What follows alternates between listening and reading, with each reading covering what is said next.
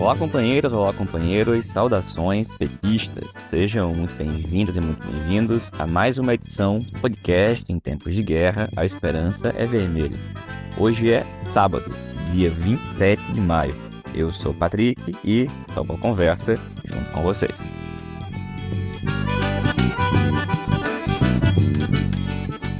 No episódio de hoje, apresentamos a Resolução de Conjuntura da Direção Nacional da Tendência Petista, Articulação de Esquerda. Ouvimos a companheira Natália Sena, da Comissão Executiva Nacional do PT, que fala sobre as votações na Câmara dos Deputados desta semana que aprovou o novo marco fiscal. E ouvimos ainda o companheiro Adriano Bueno, que comenta o caso de racismo ocorrido contra o jogador Vinícius Júnior.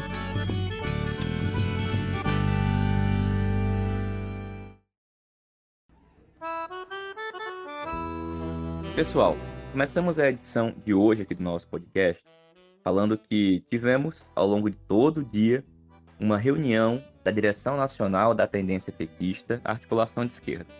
E nós aprovamos uma resolução de conjuntura. Ela ainda pode sofrer alguns ajustes, mas a gente começa o programa de hoje fazendo uma apresentação desse texto, que diz o seguinte, abre aspas: o futuro do Brasil depende, em grande medida, do êxito do governo Lula. E o êxito do governo Lula depende também, em grande medida, da capacidade política, de organização e mobilização da classe trabalhadora. Nosso êxito não é garantido, nem é fácil, entre outros motivos porque temos contra nós a herança maldita do golpismo e do bolsonarismo, além da oposição da extrema-direita e da direita tradicional, do neofascismo, do neoliberalismo e do imperialismo. Enfrentar tantos e tão poderosos inimigos exige linha política correta, exige método e capacidade de trabalho, mas exige também mobilizar de forma permanente a esperança. Sem esperança, não há vitória. Mas não devemos confundir esperança com ilusão ou auto-engano. A esse respeito, vale atender ao pedido feito pelo próprio Lula. Para que o governo dê certo, é preciso apoio, mas também é preciso crítica e autocrítica. Aliás, para um partido de esquerda, para um partido de trabalhadores, falar a verdade para as suas bases e para o conjunto da classe é uma obrigação. Nesse sentido, estamos de opinião que a direção do PT precisa reconhecer que a atual situação é muito grave, seja devido à falta de orientação e conflitos internos ao governo e ao partido, seja devido à situação econômica e social, seja devido à situação política nacional e internacional. Reafirmamos a necessidade de um freio de arrumação organizativo e de uma mudança na linha política, tanto do partido quanto no governo, sob pena de sofrermos uma grave derrota agora e nas eleições de 2024 com consequências seríssimas. As últimas votações no Congresso Nacional confirmaram a gravidade da situação. O marco fiscal foi aprovado nos termos definidos pelo relator ao gosto e paladar da maioria de direita do Congresso Nacional. Esta mesma maioria de direita do Congresso Nacional impôs, antes e depois da votação do marco fiscal, várias derrotas ao governo, à esquerda e ao PT.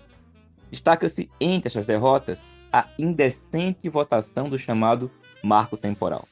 As derrotas sofridas pelo governo, mesmo aquelas que setores do governo não admitem ter sofrido, indicam que a maioria de direita e extrema-direita no Congresso Nacional decidiu instituir a revelia da Constituição, o semi-parlamentarismo, em prejuízo dos interesses populares, dos indígenas e do meio ambiente. A atitude da maioria de direita, liderada por Lira, confirma o erro cometido em 2022, quando o PT indicou voto na reeleição dos então presidentes da Câmara e do Senado, sem negociar previamente os termos desse apoio, numa atitude que pode ser resumida assim: toma lá, sem dar cá. Sobre o marco fiscal.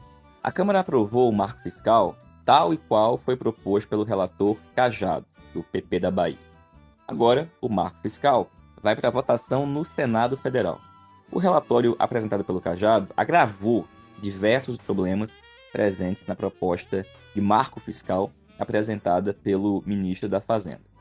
Enquanto o teto de gastos aprovado no governo Temer impedia a expansão real do gasto público, o marco fiscal proposto pelo Ministério da Fazenda possibilita essa expansão, mas apenas sob condições muito restritivas e muito difíceis de ocorrer. No cenário mais provável, aquele no qual não aconteçam grandes investimentos internacionais, nem grandes investimentos privados nacionais, em que não se consigam avanços significativos no combate às exonerações, sonegações, o novo marco fiscal proposto pela Fazenda provocaria crescentes dificuldades para os investimentos públicos e, no médio prazo, aponta para a redução do tamanho do Estado na economia. Por isso, frente ao marco fiscal proposto pelo Ministério da Fazenda, defendemos alterações no sentido de 1. Estabelecer metas de crescimento e geração de empregos como parâmetros para a política fiscal. 2. Estabelecer metas fiscais opostas à política monetária, sem o que correríamos o risco de viver um duplo efeito contracionista. 3. Estabelecer metas de evolução do superávit que estejam subordinadas às necessidades de investimento, em nenhum caso aceitando déficit zero ou superávit, enquanto a economia brasileira não crescer de forma sustentada. 4. Diluir, ao longo de vários anos, as punições previstas para o caso de não cumprimento das metas de superávit primário. 5. Incluir propostas tributárias que, além de rever desonerações e combater as sonegações, aumentem os impostos sobre os ricos. 6. Alterar os números de variação da receita e crescimento dos gastos, no sentido de garantir que não haja restrição permanente ao papel do setor público na economia brasileira. O peso do setor público frente ao PIB deve crescer. 7. Retirar a educação, a saúde, a previdência, o salário mínimo e os investimentos da conta dos gastos, para evitar arroxo pelos demais gastos públicos. 8. Permitir que o Tesouro possa transferir recursos aos bancos públicos. Além dessas propostas, alertamos que o novo marco fiscal proposto pela Fazenda, se aprovado como proposto, iria gerar pressões contra o piso constitucional da saúde e da educação. De maneira geral, ao estabelecer um crescimento das despesas sempre menor do que as receitas, o marco fiscal projeta um futuro em que o Estado será mais mínimo do que ele é hoje. A principal maneira de superar essa situação é criando impostos sobre as grandes riquezas, sobre os grandes patrimônios, fazendo os milionários financiarem a ampliação do bem-estar social e o desenvolvimento. Sem isso, mesmo que haja algum crescimento, ele será, em grande parte, capturado pelo sistema financeiro. Pelas razões expostas anteriormente, reafirmamos que o marco fiscal proposto pelo Ministério da Fazenda é, em si mesmo, contraditório com as posições históricas do PT e também contraditório com o que o Brasil necessita para sair das atuais condições de economia primária exportadora e uma sociedade de imensa desigualdade. Argumentou-se dentro do governo e do partido que as opções do marco fiscal proposto pelo Ministério da Fazenda respondiam aos limites da correlação de forças. De fato, a correlação de forças é um problema, mas a questão não está principalmente em constatar qual é a correlação de forças. A questão fundamental está em como fazer para alterar a correlação de forças. Se nos limitamos a constatar qual é a correlação de forças, é óbvio que o passo seguinte será retroceder ainda mais. Foi exatamente isso que ocorreu no debate do marco fiscal no Congresso Nacional. Mesmo com a direção do PT não tendo sido consultada previamente, prevaleceu na bancada uma postura recuada, de não apresentar nem emendas. E o resultado foi que a direita no Congresso Nacional, através do relator, pôde agir sem nenhum contraponto, que os ajudou a apresentar um relatório que piorou muito os problemas já existentes na proposta original da Fazenda.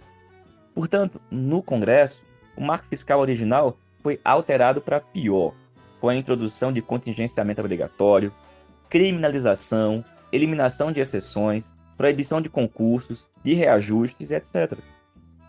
Supondo que o Senado faça como a Câmara e também aprove a proposta do relator Cajado, passaremos a ter dois problemas: uma política monetária inimiga do desenvolvimento e uma política fiscal que não contribui para o desenvolvimento. Portanto, essa situação nos obriga a travar uma batalha imensa por uma reforma tributária progressiva que faça os ricos pagarem a conta. Ou seja, teremos que enfrentar a postura do Ministério da Fazenda, que assumiu indevidamente o compromisso de não criar novos impostos. Sem novos impostos, para os muito ricos, as receitas não vão crescer de forma significativa. E, ao mesmo tempo, nos próximos anos vão aumentar as despesas. Como, segundo o marco fiscal, essas despesas não podem crescer mais do que 70% do crescimento das receitas, a conclusão é que haverá uma disputa para saber quais despesas vão ser mantidas e quais vão ser cortadas. Exatamente por isso é que vai crescer a pressão para revogar os atuais pisos constitucionais da saúde e da educação, conforme, aliás, já anunciado pelo secretário do Tesouro. A justificativa não explicitada para essa atitude é que o novo marco fiscal, dados os parâmetros propostos, impõe como consequência lógica a necessidade de uma PEC com alteração dos atuais pisos da saúde e da educação, visando reduzir o crescimento dessas despesas para o próximo da velocidade máxima do teto.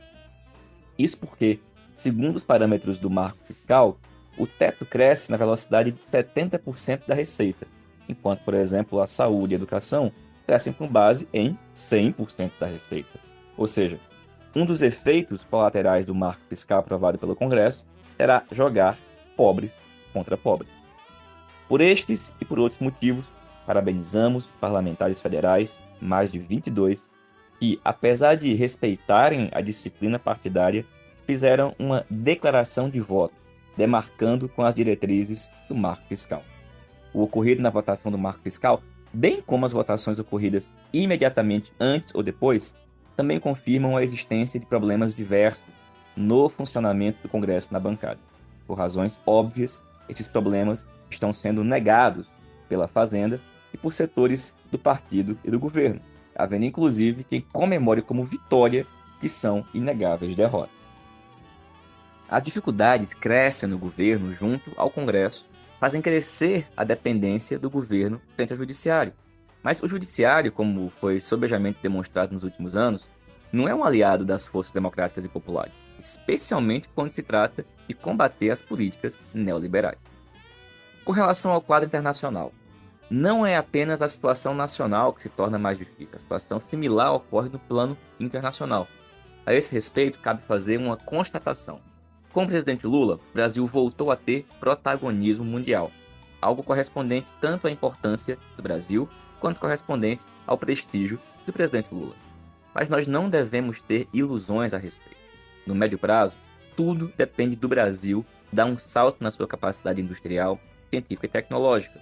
E forças poderosas operam contra isso, tanto dentro quanto fora do país, a começar pelos Estados Unidos. O esforço deles para reverter seu declínio inclui, em grande medida, uma dimensão militar. Destacam-se o cerco promovido pela OTAN contra a Rússia, cerco que está na origem da atual guerra, e as provocações contra a China no Estreito de Taiwan.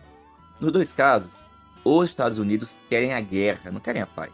E no plano econômico, as ações do governo Biden e de seus aliados não geram, no Brasil e em grande parte do mundo, repercussões desenvolvimentistas, sociais, políticas e ambientais favoráveis às maiorias. Por onde se observa, o problema, a conclusão é a mesma. Embora tenha interessado ao governo Biden a derrota do Bolsonaro, não interessa ao governo Biden o êxito das políticas internas e externas defendidas pelo PT. Mais do que isso, o governo Biden está trabalhando para derrotar essas políticas, como se viu, aliás, na recente reunião do G7 em Hiroshima. Esse é um dos motivos pelos quais os atuais governos progressistas e de esquerda na América Latina e no Caribe enfrentam dificuldades ainda maiores do que no período 98-2008.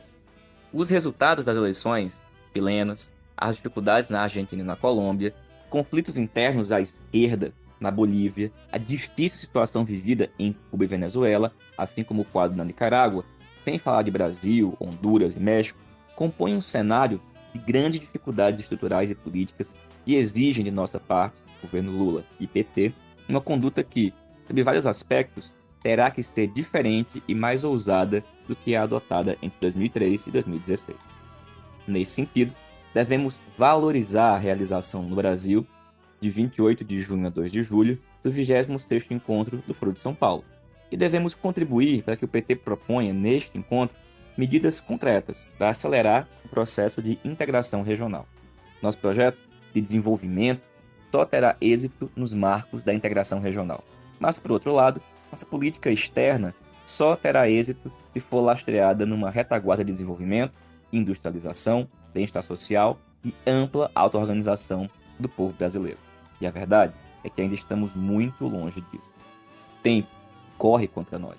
Hoje, amplos setores da esquerda começam a se dar conta das decorrências práticas da chamada política de frente ampla, assim como vão se dando conta dos efeitos negativos da chamada federação.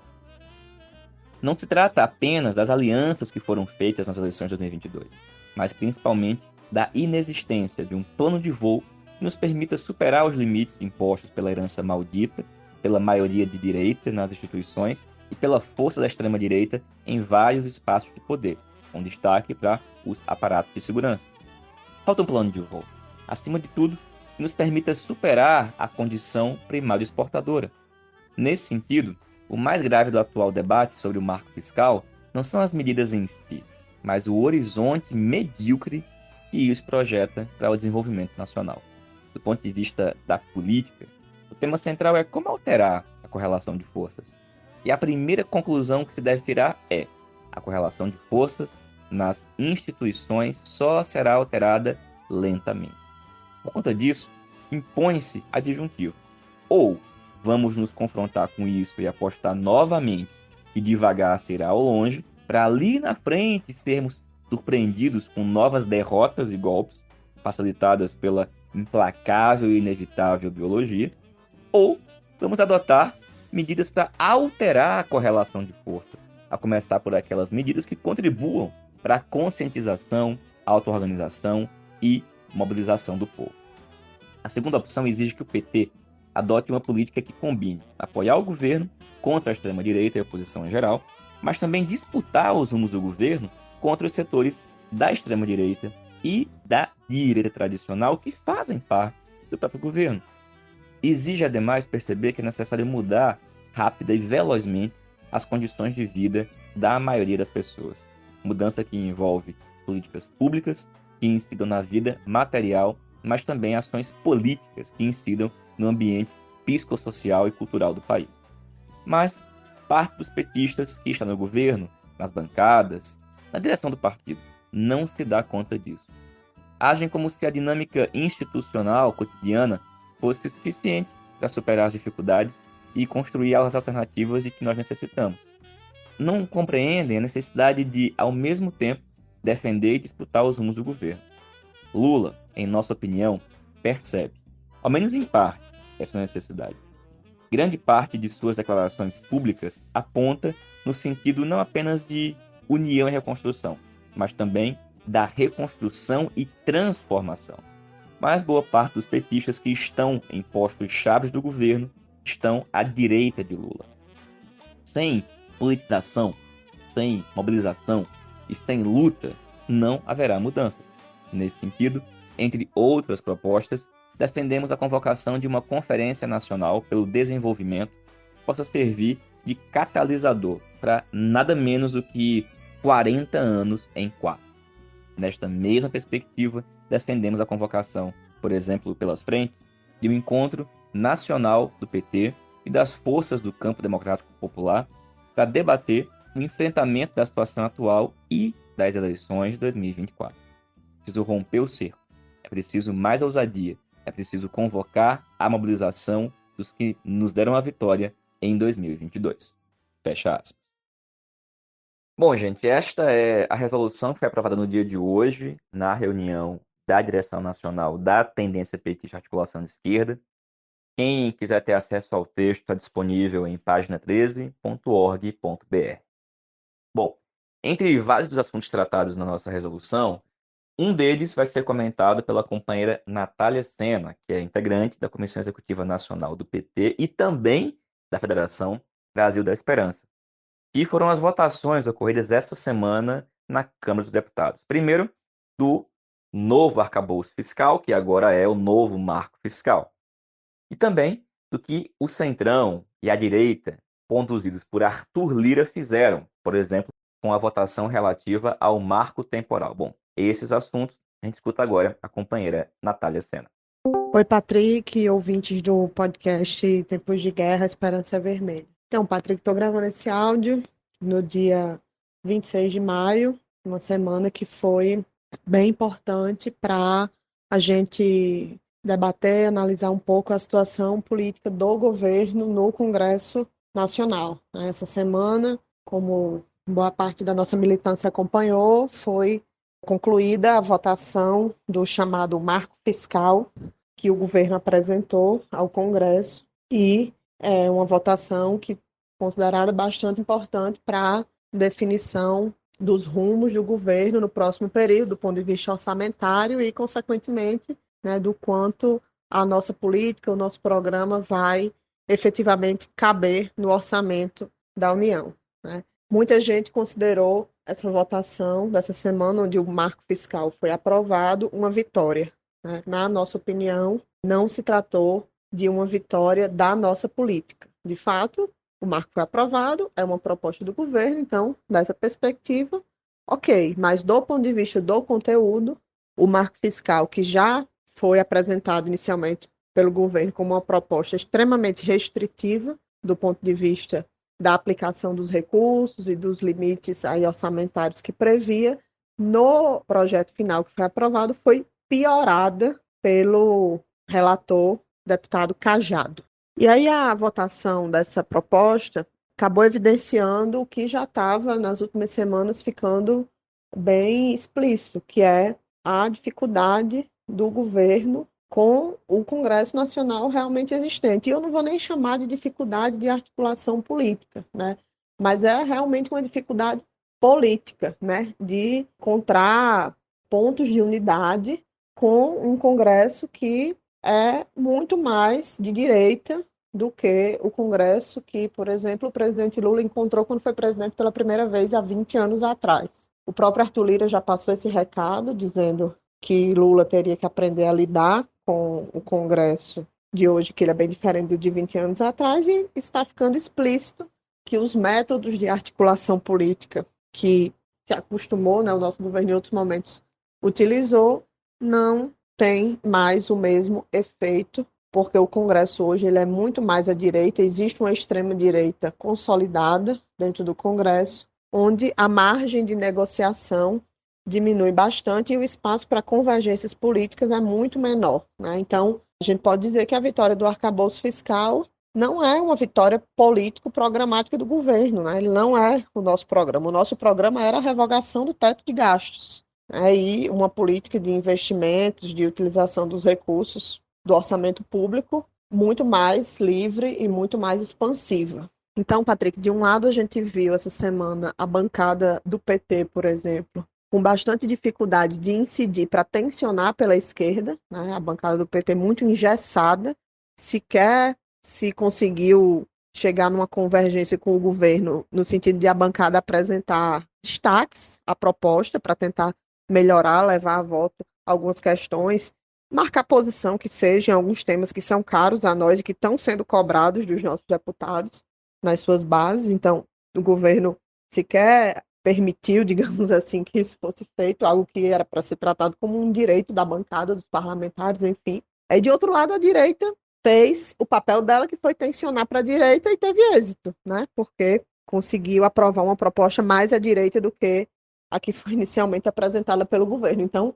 de certa forma, olhando para o que aconteceu, a gente pode dizer que, bom, tivesse tido pressão pela esquerda à altura da pressão pela direita que foi feita, quem sabe a gente não poderia ter aprovado um texto mais próximo do que o que foi apresentado pelo governo, né? Uma hipótese. Enfim. E, de outro lado, a gente vê cada vez mais um empoderamento do chamado centrão, né? Que, na verdade, a direita raiz, controlando a pauta, né? Do Congresso e, consequentemente, controlando o que o governo vai poder colocar para frente ou não, porque, afinal de contas, muita coisa depende de aprovação do Congresso. Uma coisa simbólica que aconteceu foi, imediatamente a votação, ao encerramento da votação dos destaques do marco fiscal, o presidente da Câmara, Arthur Lira, colocou na pauta, já na calada da noite, colocou na pauta da Câmara a votação da urgência de um projeto do marco temporal, onde a nossa posição era contrária a urgência disso, mas fomos derrotados, né, por uma vitória acachapante da direita, no sentido de colocar para frente o projeto que estabelece o marco temporal em relação à questão da demarcação de terras indígenas. Então, teve uma vitória em relação ao marco fiscal, que, repito, é uma vitória programaticamente da direita, né, mesmo sendo um projeto apresentado pelo nosso governo, e Lira foi lá e simbolicamente aprovou um tema que é muito caro a nós, da esquerda, né, de forma contrária às nossas posições, mostrando, digamos assim, quem manda.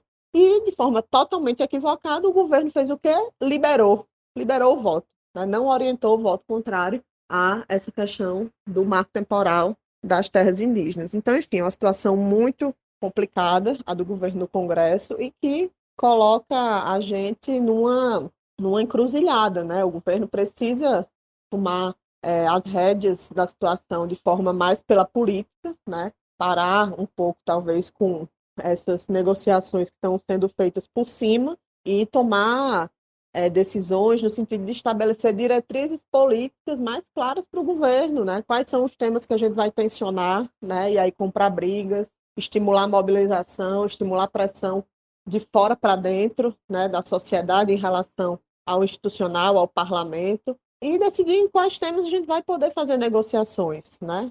Que, obviamente, precisam acontecer, mas não pode ser em tudo, né? A gente não pode já chegar baixo perfil em tudo quanto é negociação, porque senão a gente vai seguir sendo seguidamente derrotado, né? Então, eu acho que está posto esse dilema aí, que é debater mais a fundo, né, a questão da linha política do governo e tomar algumas decisões no sentido de comprar algumas brigas, né, correr alguns riscos, sim, mas também adotar uma política de mais enfrentamento, porque são 5 meses de governo e já está nítido que o Congresso que está aí, né, não está para brincadeira e não dá nenhum sinal de que vai se reagrupar, se reorganizar no sentido de aprovar qualquer coisa que seja considerada minimamente de esquerda. Essa é a situação que está colocada hoje no Congresso e tem tudo a ver aí com os debates que a gente tem feito acerca dos rumos do governo e das disputas que têm que ser feitas em relação, né, para onde vai o nosso governo. É isso. Valeu, Natália. Obrigado, companheira. E, gente, desde o final de semana, um assunto fundamental tem sido as ações racistas contra o jogador brasileiro do Real Madrid, o Vinícius Júnior. O Vinícius, na verdade, é alvo de racismo em La Liga, na Espanha, há muito tempo. Não foi essa vez um caso isolado, uma única vez. Não. Foram dezenas de vezes que foi atacado por racistas. Esta vez ele enfrentou, assim como tinha feito outras vezes, mas dessa vez em um ambiente de injustiça. O Vinícius, enfrentando os racistas, foi expulso do jogo. Ele chegou a ser, inclusive, quase que agredido dentro de campo. E bom, fundamental que a gente fale sobre esse assunto. E para isso a gente convidou aqui o nosso companheiro Adriano Bueno, militante do PT, na cidade de Campinas, em São Paulo. Comenta para a gente esse caso.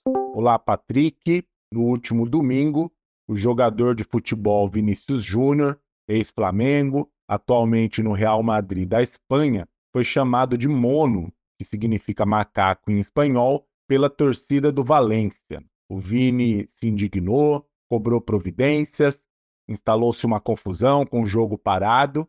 Ele acabou levando um mata-leão de um adversário e reagiu a isso e acabou sendo injustamente expulso de campo.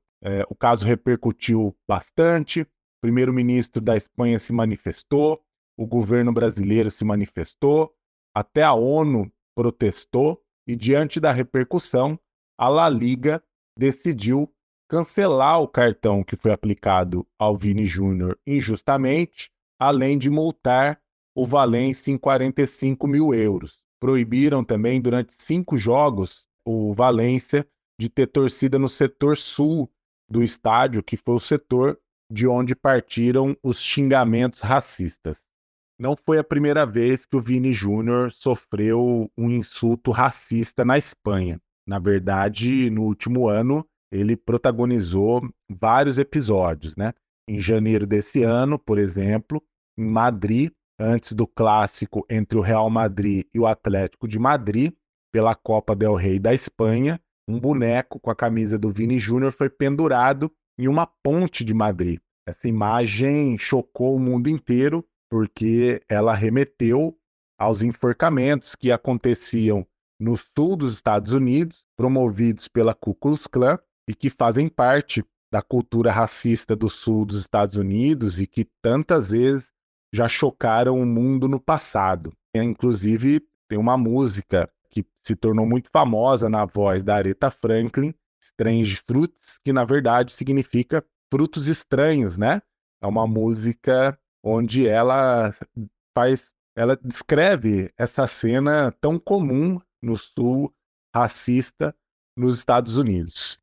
Durante uma comemoração de um gol, também no clássico entre o Real Madrid e o Atlético de Madrid, um gol do Rodrigo, que é companheiro de clube do Vini no Real Madrid, alguns torcedores do Atlético fizeram uma saudação nazista para os jogadores brasileiros. Isso aconteceu também na Espanha, mas numa partida pelo Campeonato Espanhol.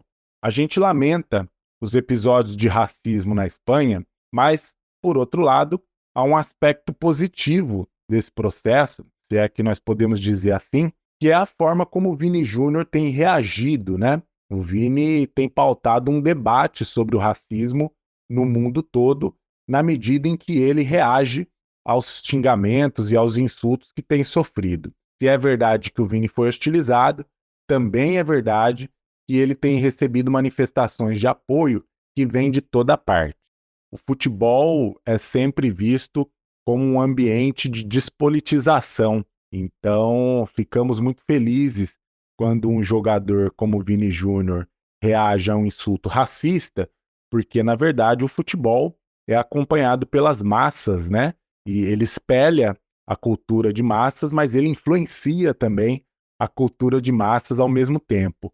Quando o Vini Júnior reage, ele, na verdade, está pautando um debate no mundo todo, em especial um jogador que, como o Vini, que joga na seleção brasileira, que disputou Copa do Mundo, marcou gol em Copa do Mundo, se destacou, né, e que joga num clube de grande repercussão e que as partidas do Vini Júnior são assistidas no mundo todo.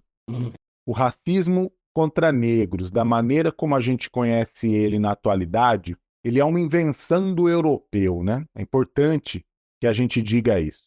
O racismo ele é uma superestrutura, uma ideologia de um sistema de exploração colonial que foi imposto às Américas pelos europeus, né?